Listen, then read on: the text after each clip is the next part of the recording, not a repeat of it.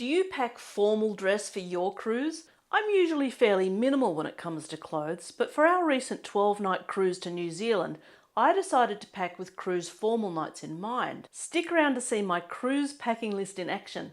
And at the end, I'll give you a quick view of my walk-in wardrobe so you can be horrified at how messy it is. Welcome to Linky Lifestyle.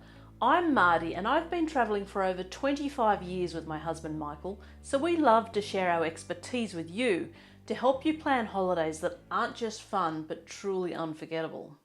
Last month we went on a 12-night celebrity cruise to New Zealand. This was our first celebrity cruise and we were in the Retreat, the luxury ship within a ship. We decided that it had been nice to take dressier clothes to wear in the evenings, particularly on evening chic night. I filmed what I was packing and I also filmed some of my outfits on board and in port. Firstly, I'll take you through my packing, then I'll talk about what I wore, and finally I'll cover what I should have taken but didn't and what I took that I didn't need. I also bought some clothes while I was in New Zealand, so I'll show you what I bought and how I wore those too. The cruise was leaving from Sydney, where the weather was very warm, going down to the bottom of the South Island of New Zealand and cruising in Fiordland National Park, where it would be fairly cold, then cruising up the east side of New Zealand where the weather would get warmer each day. So I planned clothes that would cover cooler and warmer weather, including a potentially cold day out on deck viewing the national park as we cruised in the fjords. Starting with the underwear, I took 2 packing cubes with undies, a second bra, no-show socks, a beige slip dress and a black slip dress. The slip dresses are to wear under dresses that require a bit of extra underneath. I also had 1 pair of footless tights and 1 pair of merino wool leggings. Taking things like this means I can wear some of the warmer weather clothes in cooler weather, making them more versatile. I had 2 thin scarves, the pale pink one and the orange one, and 1 bright pink woolly pashmina. The pashmina was mainly for wearing over evening wear if it was a bit cool. I took this t-shirt, which I designed and I sell in my Etsy shop. It asks, "Are you even cruising if there aren't cocktails?" which reflects my love of a cocktail on a cruise ship. There's a link to my Etsy store in the description and the first comment below if you're interested. This t-shirt is mainly for wearing to sleep, but it can also be used as another option to wear with skirts or pants.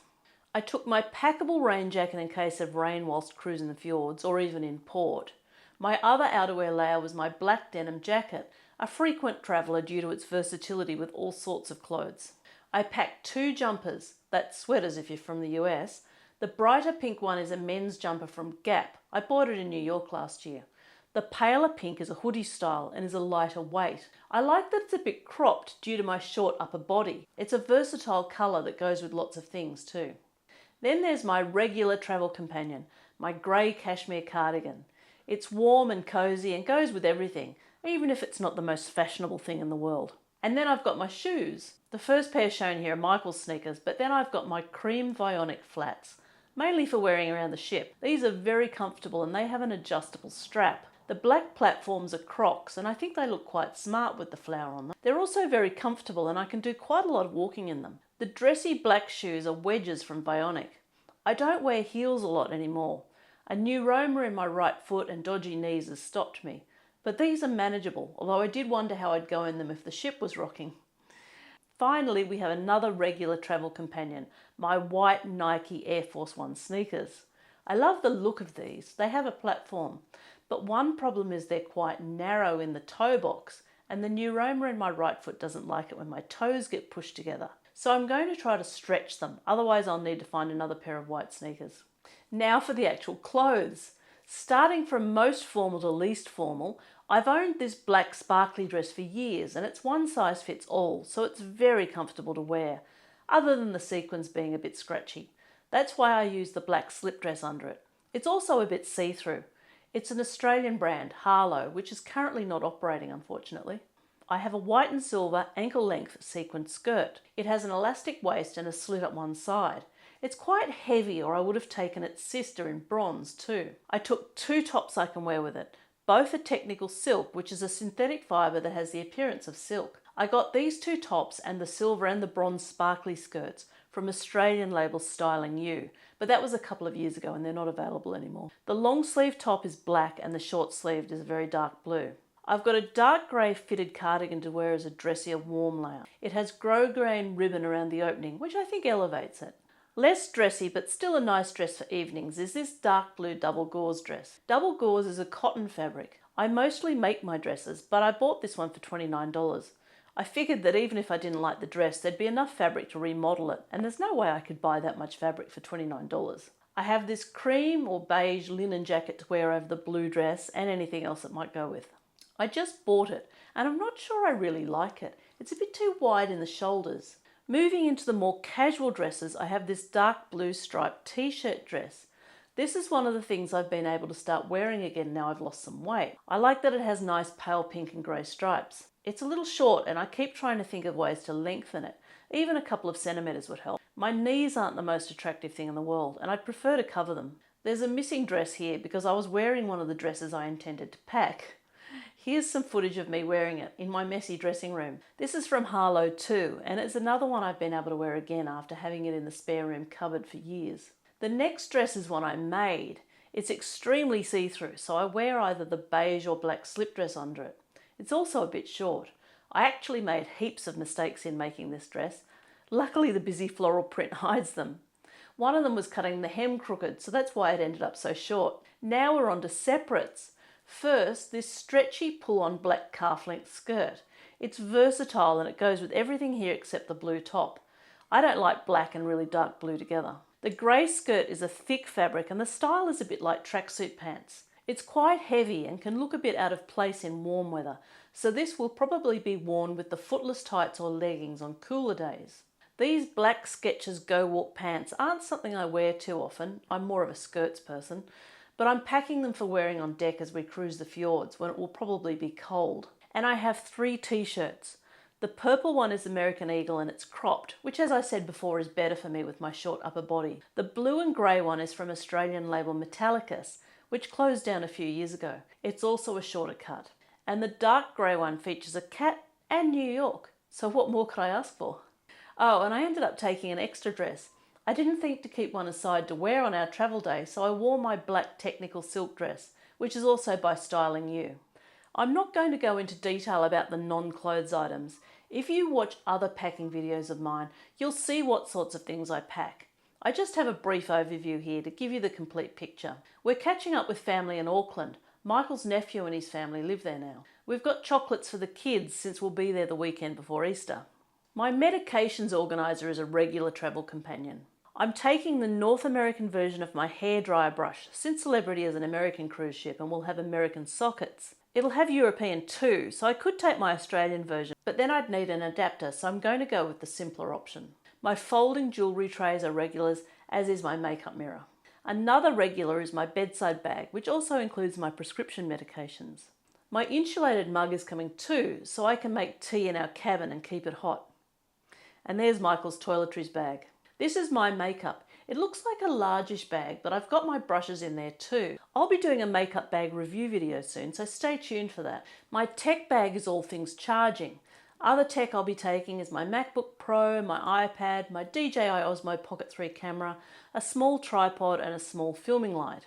This is a new jewellery organiser. I don't usually take a lot of jewellery, but since we intend to dress up, I'm going to take a bit more than usual.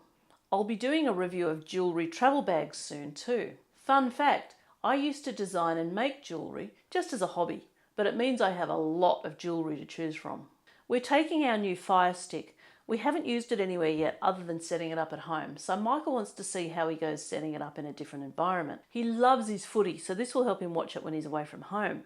The cruise bag holds things like magnetic hooks and our USB fan. Here's my toiletries. I packed my new tripped toiletries bag, but just as I was finishing, one of the zips broke and I had to send it back to be exchanged. So I'm back to my big Bag Smart bag, even though I'm not taking that much. I'm taking the charger for my Philips Sonicare toothbrush though. I got a Philips One travel toothbrush, but it's so low powered, my teeth don't feel clean. The Sonicare charger's in a travelling case, but that thing's huge, so I got this charger instead. I think it probably won't need charging for just 12 nights, but I'd rather have the charger there in case I'm wrong. Finally, that pile of clothes is Michael's.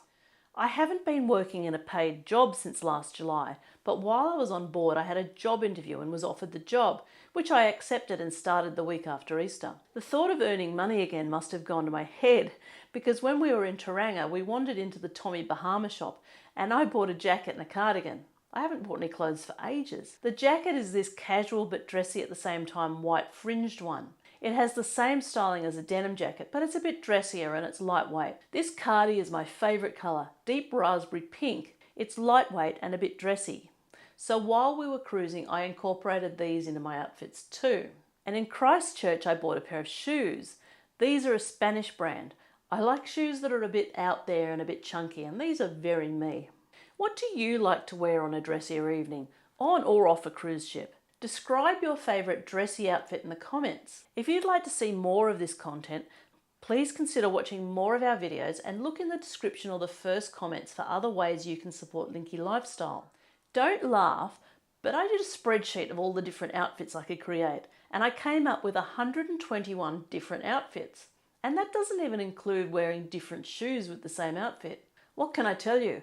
Once an accountant, always an accountant, and we love our spreadsheets. I've got some photos and video taken on the cruise of various things I wore. Apologies in advance. I am so not a supermodel and I have legs like tree trunks. Ugh. I decided I wouldn't take the 100 odd photos and or videos I'd need to show you every possible combination, but I do have some that I've taken since I did my spreadsheet. There was a big change to our itinerary due to bad weather in the Tasman Sea, and we missed out on cruising in Fiordland National Park. We actually went in between the two islands of New Zealand instead of around the bottom of South Island, so we didn't experience the cooler weather that we would have on the original itinerary. It was still quite cool on days 2 to 3, but started warming up from day 4 onwards. And not cruising the fjords meant we didn't need to be outside in colder weather. This meant I didn't wear the pink Gap jumper and I only wore the pink hoodie jumper for a couple of hours one afternoon. I didn't wear the merino wool leggings or the Skechers pants. I only wore my sneakers on one of the days. I didn't wear either of the scarves or the pashmina. I didn't wear the rain jacket or the dark grey cardigan. For my evening looks, I wore the black sparkly dress twice, the silver sequin skirt twice, once with the black top and once with the blue. I wore the black wedge heel sandals on all those evenings. On other evenings, I wore the blue double gauze dress, the black technical silk dress, the black skirt and black top with the new pink cardi, and the floral dress with the cream jacket. I wore my new Spanish shoes with the blue dress a couple of times too. For daytime, I wore the 2 skirts with the 3 t-shirts, although I wore the black skirt a lot more than the grey one. I wore the blue striped dress and the teal dress, and on a couple of days I wore the black technical silk dress, once with the white jacket that I bought. I would have liked another skirt. The grey skirt was a bit heavy and a bit short. I don't like showing my knees. So I wore the black one at least 6 of the days we were on board, and dresses probably 4 days. I think my evening wear was just right, but it was definitely boosted by the clothes I bought in New Zealand. And it turned out to be a good thing that I had to take the extra black dress. I think being short by one skirt isn't too bad, but what I learned is don't pack things I'm not 100% comfortable wearing. There were a lot of things I didn't wear, but should I have left them at home? No, I don't think so. Well, maybe the grey skirt. But mostly these weren't packing mistakes. Our change of itinerary cut the need for cooler climate clothes. It's unfortunate that the itinerary changed, but the disappointment was more about the beautiful sights we missed out on seeing, rather than in taking too many clothes. I said it before, I shouldn't pack clothes I'm not 100% comfortable wearing. I think every time I analyse what I packed after the event, I can see clearly the mistakes I made, and this is a common one. I planned carefully for the varied weather, and that would have paid off if the itinerary didn't change. But it did, and since I didn't know about it until I was on board the ship, there wasn't much I could do about it, other than move my heavier clothes to a bottom drawer where they'd be out of the way. If packing is something you're always trying to improve, you can watch my video on what I learned when I packed for 6 weeks overseas here, or this video on cruise packing here. Bye for now.